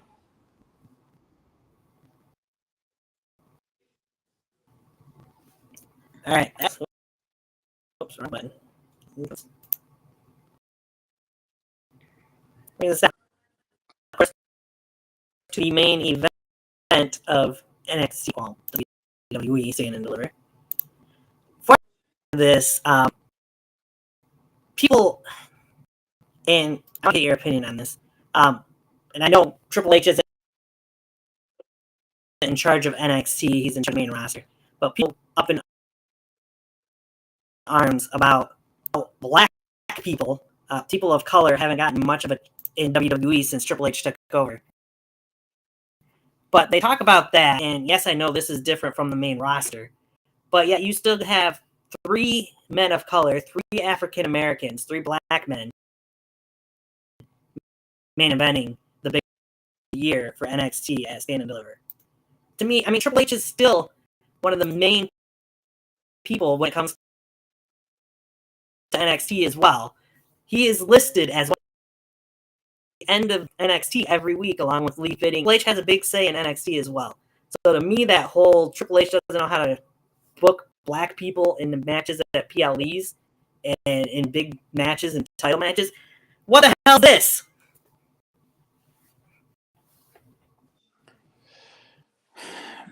I get it. People always think that they know what's best for business when they're not really there. It's a creative decision by the owners of WWE. You know, upper management. Triple H answers to somebody else, not better than him. Triple H is, yeah, he is the man. He controls everything, but he has to listen to people in the TKO board. Okay, this is who we think it is. And this is, you know what people are trying to put it as? That he's the Vince McMahon of this era. Right. You know, that is long gone. Vince McMahon is nowhere to be found anymore. People just... Hunter has been officially full in charge since last year's WrestleMania. You know, Yes. just think of that, people. Last year's WrestleMania was the first ever Triple H era of this company. Previous 2 years ago, Vince McMahon came back and took over what was his. Give the man a chance. Yeah, I mean, it's going to be naysayers, but what can you say? It's a different era. Yeah, and then you have 3 guys like Obafemi, Trick, and, you know, Devon, got it. Devon Evans. I think I got. Give it time. Give it time. The roster the roster. If you look at the WWE roster, there's not a lot of African Americans there. Yes, you got the New Day. You got one of the greatest performers that's been there longer than anybody, and R-Truth. You got Carmelo Hayes. You know, whenever Apollo Crews ever gets out of injuries, you have him. You got Big E. WWE is not. Yeah, is it a laxer roster that it's not enough major stars? But you got guys that are there right now that don't want to give their spots up. You know, that wants to live this glory. You know, you don't please them, then your product is shit.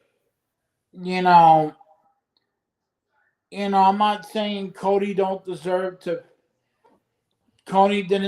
to be world champion. He did. I mean, he lives his father's dream every day. Right. John Cena's retiring. You know, you got Roman Reigns that is a part-timer going up against 2 guys that are... You got 2 guys in Seth Rollins, who's a workhorse, by the way, and CM Punk, who was trying to relive his early years. It's hard when you don't have enough time to build new stars when you have future Hall of Famers hogging the glory. One way to put it, I suppose. My point is, this is still 3 black men that are main event in a PLE when people on social media are up in arms because black people. For crying out loud, WrestleMania is having the first ever women's match that isn't for a championship, and it's 2 black women. What more do they want? Yeah. Is what I'm trying to figure out. Jay Carhill and Naomi. And Bianca Belair is also African American women's title match, one of the 2 women's title matches. Yeah. I mean, if you look at the history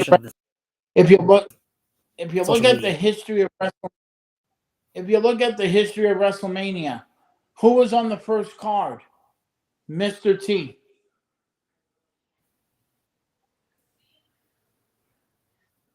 And then you had Special Delivery Jones. Yeah, people don't know that name, huh? Yeah. You know, and then you had the Junkyard, and then you had Muhammad Ali. You had the Junkyard Dog. You have, God, and nobody. And this is a blast from the past. Bad News Brown. Yes. And then Men on the Mission, Mo, Mabel, and Oscar. Former World Wrestling Federation Tag Team Champions. Ron Simmons. First ever African American World Champion. I mean, and here's gonna be another one. Rocky Johnson. Mr. USA, Tony Atlas. I mean, exactly. You had guys that were up there. Yes, they didn't get the breaks like Big E. Guy can't wrestle anymore because of his neck, so we're hoping he will come back eventually. And then who remembers? Oh, I remember something that happened at WrestleMania. It was called Kofi Mania. It's not a lot of guys. I still think that Carmelo Hayes is going to get. He just came up last year, people. Carmelo Hayes is the it factor. Yes. I feel like Carmelo Hayes is going to get what he deserves. I mean, he's going to get a push. They just got to stop putting him with The Miz. The Miz is great talent, but The Miz is not an A-lister. He's a C-lister. Yeah, well. Sorry, I just had to go on a little bit of a rant there. No, it's fine. It's fine. I like this match. Yeah. I'm going to give you a ballpark, and I already know who. I feel like Obafemi is a monster, and they're going to try to push him into keeping the title because we know that Trick is going up to the main roster. I mean, it's time for him to do that. And I don't care if I lose it, but I want this to happen. I feel like Saturday afternoon, we are going to have a new NXT champion, and it's going to be bouncy. Oh, John Evans to win the NXT championship? Yes. Right, that is ballsy. Yes. I feel like it's time for Devon Evans to get, the match he had for the North American title, the match that he had with Ethan Page. The kid can go, and I feel like Oba's good, but I feel like it's time for Oba to go up to the main roster too. I just feel like he's ready. I mean, keeping him down there, I think it's a little too. Maybe if you keep him after WrestleMania, maybe I'll give him the champ, let him retain. But I feel like it's time because Triple H loves this guy. He loves Trick. You know, what more is it? What more is it for him to do? These two.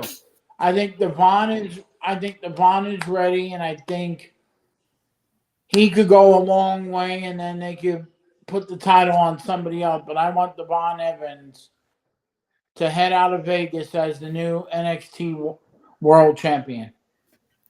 So for some reason, it's not showing it here, so I can post it on the video in the chat. But John is in the chat right now and says, "Let's go, Oba. Dark State will help Tricky after the bouncy, bro." Okay, so when you told John, just let him know, like, okay, we understand that you like Allman Johnson, but yeah. So you got Javon Evans to win the title. John's got Oba Femi to retain. I'm going to bounce, get it, a little bit off of John's thinking there. I feel like Dark State is going to get involved in this triple threat match. There's no disqualifications. We all know that in a triple threat match. Anything goes. I'm going to see at the end of this a 3-time champion. I think Trick Williams walks out with the gold around Dark State and is revealed as the leader. Yep. And yes, I know they attacked him weeks ago. Yeah. I know they attacked him on NXT a couple weeks ago.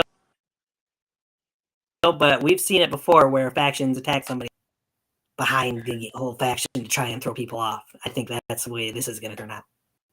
Sorry, Nettie, go ahead. No, I agree with you. I agree with you on that, and I feel like, you know, it is what it is. And yeah, I mean, it's really hard with some of these matches, but I would love to, like I said, I would love to see a new face and not the same person. Yeah, but what is Booker T going to do if he can't say whoop that Trick anymore? I mean, that's going to hurt him. Well, he'll get over it. No. He's got his other catchphrases for Stephanie. I mean, he gets really hot. Like, I think Shawn Michaels will slap him in the face when he sees Stephanie do that booty slam. Oh yeah, man. Oh yeah, man. I mean, Jesus, like, stick with your feud with Zilla Fatu. I mean, like, for the love of God. Let me play off a little to bring up Zilla Fatu. Yeah. Reports have come out over the last week. Finally supposed to make his NXT debut within the next month or two. And he's supposed to. I think with help of Dark State wins the title here, and then it'll be Hikuleo that'll take the title off of Trick Williams. Maybe around SummerSlam time when they have their SummerSlam area. Around that time. And that'll be in the NXT Championship just about right off a jump. Yep, because it's in New York. And we'll see Trick. Yes. Problem is, will they have it at Madison Square Garden or will they have it in New Jersey at the Progressive Center? Most likely it'll be at the Progressive Center. Yeah. But we'll see. It should be a fun stand and deliver either way on Saturday afternoon. Those are the matches for it. Those predictions, and the Hall of Fame should be fun. Well, as well as SmackDown, I'm sure. WrestleMania be interesting to see who all takes place in that Memorial Battle Royal, or Andre the Giant Battle Royal, as they just call it. Don't have it in there this year, but Oh, did they? I actually didn't know that. yeah, they just call it the Andre the Giant Battle Royal. Oh,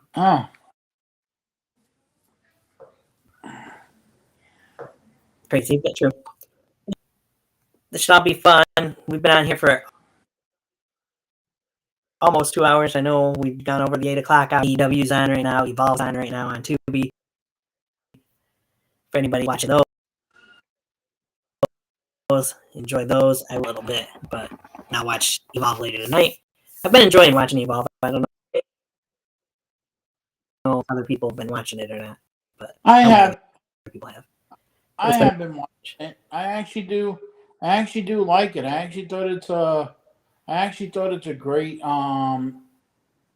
product for a what is it, a farm system to NXT.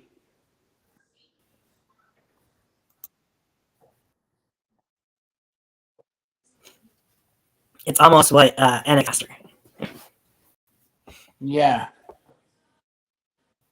Does Triple H or Shawn run that or no, or is it somebody else? I believe Gabe Sapolsky is the main one that runs that, because he was the main person that was the Evolve creator back in the day, and I think he's this version of Evolve from what I've heard. Still is one of the producers, I think, as well. Well, that's good. He can always swipe right. That's swipe right. Or as the crowd always chants, swipe left. What a name. What a name. It's like PG-13 where Wolfie D and oh God, I can't believe I remember that team too. Good Lord.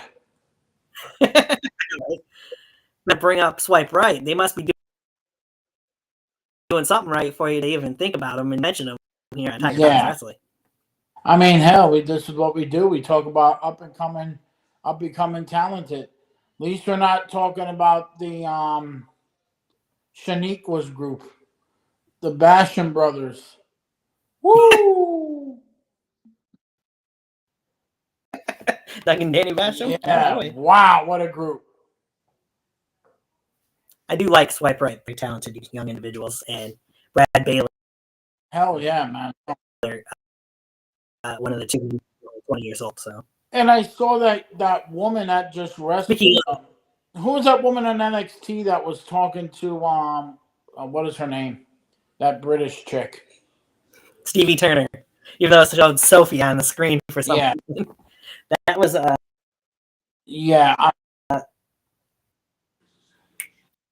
blank on her name too. I know who it was because she's been a big. Yeah. Hold on a second. I'll tell you.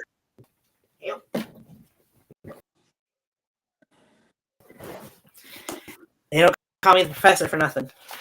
The professional, Tony Tanay. Kelly Armstrong. Yo, she's God, when I look at her, I see a maybe not too much, but I see a spitting image of Jazz. I honestly have thought the same thing when I've seen. Because she has that don't mess with me. They compared to Bianca Belair. Who did they say? Bianca Belair, Robert Stone, and Peter Rosenberg did on Evolve. But I see more of Jazz. No. Yeah, they got to stop talking. Yeah, well. Peter Rosenthal. The only thing Peter Rosenthal knows how to do is be on the Michael K show.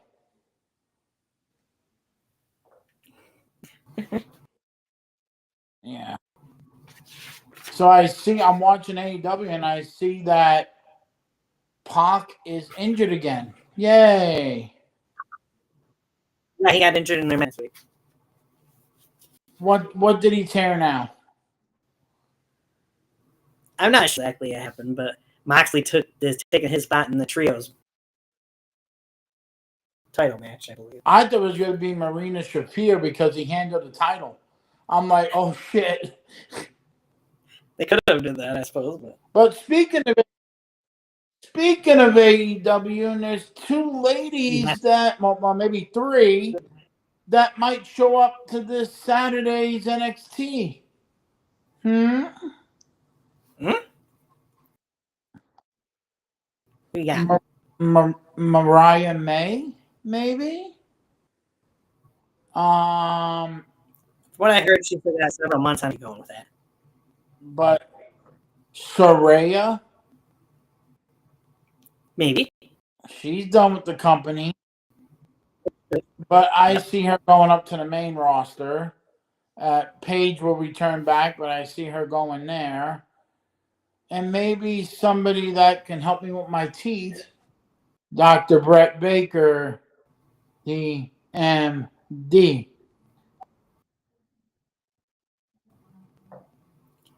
I don't know what situation is right now, so Reason why she hasn't been on TV because she don't want you to. never know.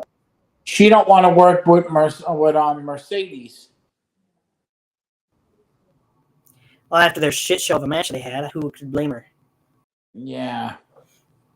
But yeah, I mean, it's been a fun night, Tony. We talked about everything. Now, people don't have to look at our faces until Friday.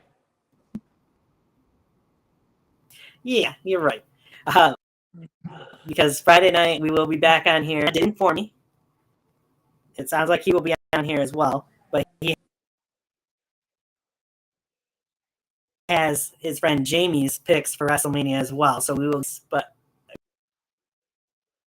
a good friend of John, Jamie's picks for WrestleMania as well when we do our WrestleMania prediction show on Friday. I think Jamie, which right now we have scheduled to start at. Is Jamie the one that works for him at Walmart? I think Jamie either did or does work with him, one or the other. He's popped in our shows before in I the think comment it's section, him. if I remember correctly. Yeah. I mean, we got to get him one day that we can have him on the show. We could do a 4-man. We could do a fatal 4-way. If he ever wants to join in and is available, I got no problem. Most definitely. Most definitely. Should we let tentative? Should we let our viewers know what's coming up this weekend? Not just WrestleMania, but what we're doing after WrestleMania and all that, so they can know what to watch for. Because you're going to see a lot of this for 2 more shows. Yeah, Friday night we'll be doing our WrestleMania prediction show. Currently scheduled to start at 5:30. I might bump it up to 5 o'clock. We'll see. Well, you and I and John will have to get together at some point and talk about when's the best time to start that show. Yeah. Because we do want to make sure that's done before 8 o'clock. But then after that, yes, you and I discussed it off air a couple days ago. We will do our WrestleMania review show. It won't be the same night as WrestleMania. It's Easter Sunday. That WrestleMania card will probably be over like 11 o'clock, 10:30, 11, and then they'll have their post show till who knows what time. Some of us have to get up early Monday, so we're not.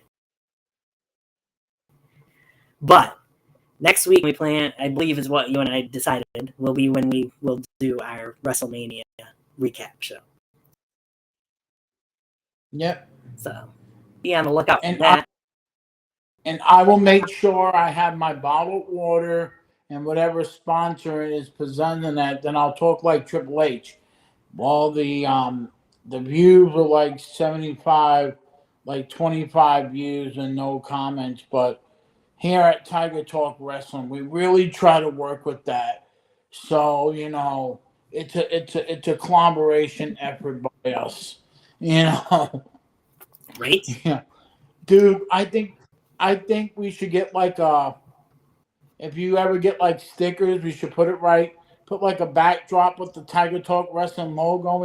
We could do all our promo, and then we'd be like, I can have Trina just be like a reporter. So what did you think about what did you think about WrestleMania? Well, Trina, that's a wonderful question. I feel like WrestleMania this year was top notch, but with a couple of misfaults. So I would make shit up just to make Tiger Talk Wrestling the number one talk show in the world. But speaking of top notch, a little segue there.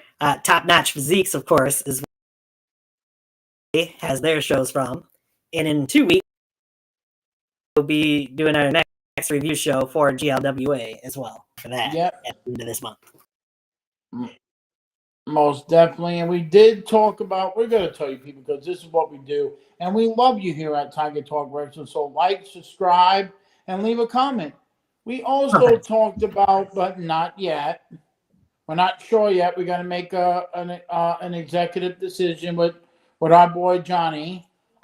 We're in about because Mother's Day. What better way to celebrate your mother is to talk about maybe the first ever in your house. We're not worried. We're not telling you that. That could be our gift to you for your mothers is talk about in your house the first one on Mother's Day. I mean, we're not sure yet, but we have a lot of shit to do, and we don't know what we want to do yet. But stay tuned because we're always making promises, and sometimes we just go like, we're too tired. We need rest. Sounds a week or two off. Yeah. But we try not to take too long. No, definitely. Don't expect anything. I mean, to be honest, last time I saw Tony, even before we did our first other show, he grew a full beard. I mean, he looked like Braun Strowman. I only wish I could grow something like that. Oh, I know. Hell, last time you guys told me I had more hair. True. Yeah. I was gonna say not this last show, but the show before it, I had more hair too. I know, right? It's that time of the year again. Time for the short hair. Mm-hmm. Oh, God. But don't expect this week of May.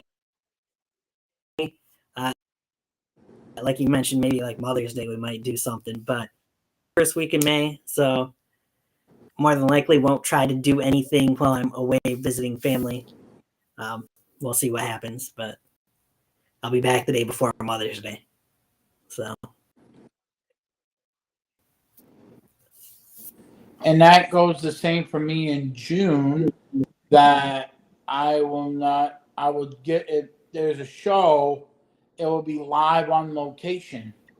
So the first week of June, I will be live from my hometown in Bronx, New York. So if you guys, if we have to do a show, it'll be live from a hotel in Bronx, New York, and I will go outside and start cursing people and make you feel what I feel,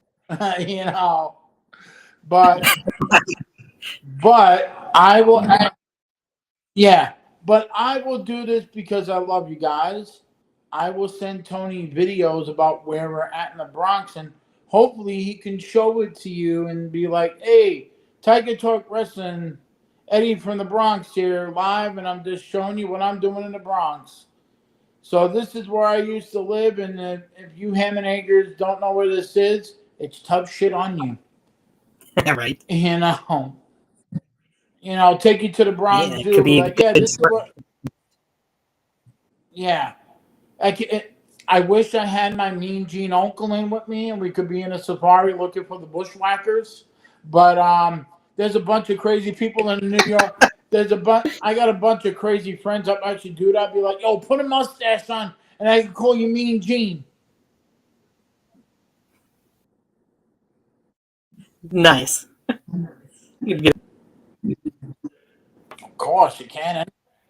You can anyway. I am going to the Bronx Zoo, and they do have that trail ride that Bobby Heenan took in the zoo. I could be like talking to somebody. Hey, Mean Gene, what do you think about this ride? Oh, it scares the shit out of me. Leave me alone. But it's gonna be a fun time, everybody. So, and we want to say here, and I know Tony will agree with me. Thank you so much for watching us, and we appreciate everything you do for us. And please just leave a comment because we're always looking for it. It'd be nice every once in a while. I appreciate both, not just views, but thumbs ups are helpful as well. Yeah, this is not working anymore. Damn, budget got cut again. That's what happens when people don't leave us comments likes. But hear it out. We're in a time where inflation and everything's going up, so it must be a tariff from Japan or China. So yeah, that sounds about right. Yeah, at least you get that. That's the only thing I can afford, people. Inflation's going up. I can't do any more than that. Right. But yes, like Eddie was saying, thanks guys for watching. We will catch you guys on Friday. Enjoy everything wrestling wise between now and then.